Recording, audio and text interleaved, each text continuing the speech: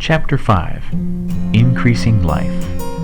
You must get rid of the last vestige of the old idea that there is a deity whose will it is that you should be poor, or whose purposes may be served by keeping you in poverty.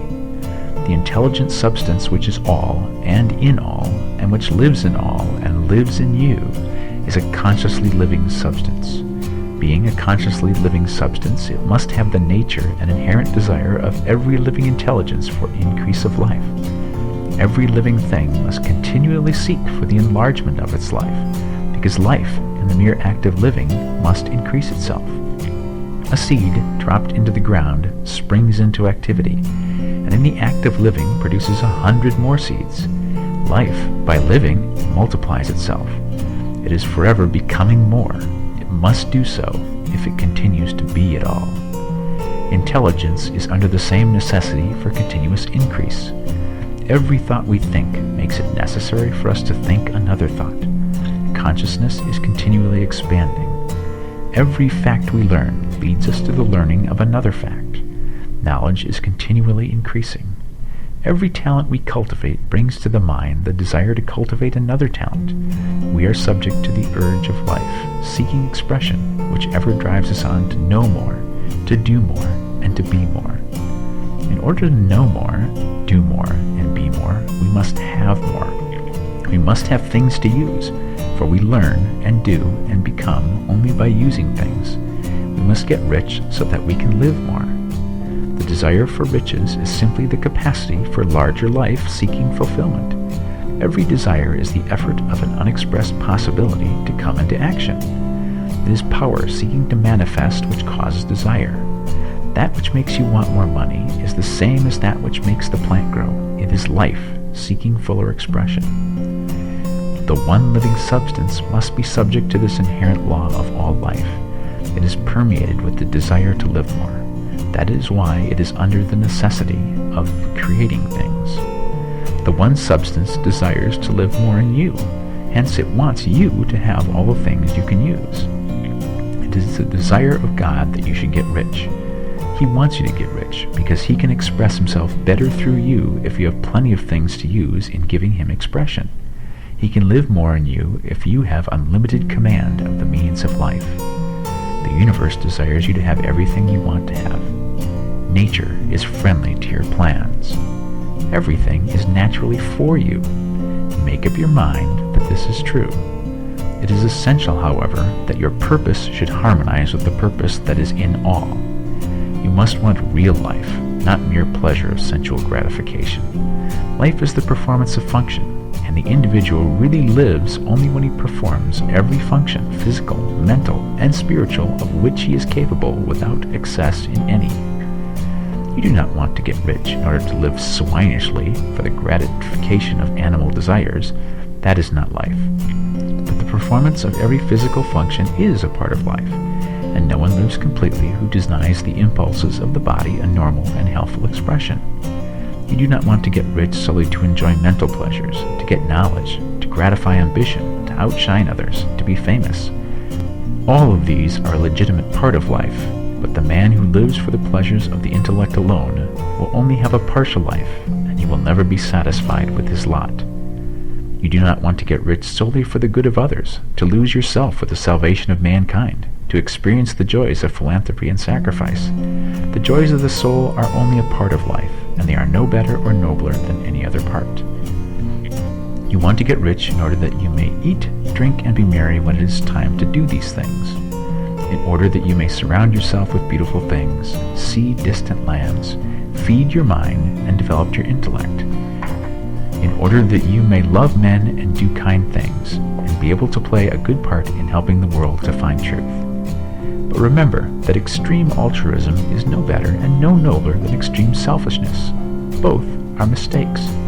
Get rid of the idea that God wants you to sacrifice yourself to others, and that you can secure his favor by doing so. God requires nothing of the kind. What he wants is that you should make the most of yourself, for yourself, and for others. And you can help others more by making the most of yourself than in any other way. You can make the most of yourself only by getting rich, so it is right and praiseworthy that you should give your first and best thought to the work of acquiring wealth. Remember, however, that the desire of substance is for all, and its movements must be for more life to all. It cannot be made to work for less life to any, because it is equally in all, seeking riches and life. Intelligent substance will make things for you, but it will not take things away from someone else and give them to you. You must get rid of the thought of competition. You are to create, not to compete for what is already created. You do not have to take anything away from anyone. You do not have to drive sharp bargains. You do not have to cheat or to take advantage. You do not need to let any man work for you for less than he earns. You do not have to covet the property of others or to look at it with wishful eyes. No man has anything of which you cannot have the like, and that without taking what he has away from him. You are to become a creator, not a competitor. You are going to get what you want, but in such a way that when you get it, every other man will have more than he has now. I am aware that there are men who get a vast amount of money by proceeding in direct opposition to the statements in the paragraph above, and may add a word of explanation here. Men of the plutocratic type who become very rich do so sometimes purely by their extraordinary ability on the plane of competition, and sometimes they unconsciously relate themselves to substance in its great purposes and movements for the general racial upbuilding through industrial evolution. Rockefeller, Carnegie, Morgan, and the rest have been the unconscious agents of the supreme in the necessary work of systematizing and organizing productive industry, and in the end, their work will contribute immensely toward increased life for all. Their day is nearly over. They have organized production, and will soon be succeeded by the agents of the multitude who will organize the machinery of distribution. The multimillionaires are like the monster reptiles of the prehistoric eras. They play a necessary part in the evolutionary process, but the same power which produced them will dispose of them, and it is well to bear in mind that they have never been really rich. A record of the private lives of most of this class will show that they have been really the most abject and wretched of the poor. Riches secured on the competitive plane are never satisfactory and permanent. They are yours today, and another's tomorrow. Remember, if you are to become rich in a scientific and certain way, you must rise entirely out of the competitive thought. You must never think for a moment that the supply is limited. Just as soon as you begin to think that all the money is being cornered and controlled by bankers and others, and that you must exert yourself to get laws passed to stop this process and so on, in that moment you drop into the competitive mind, and your power to cause creation is gone for the time being.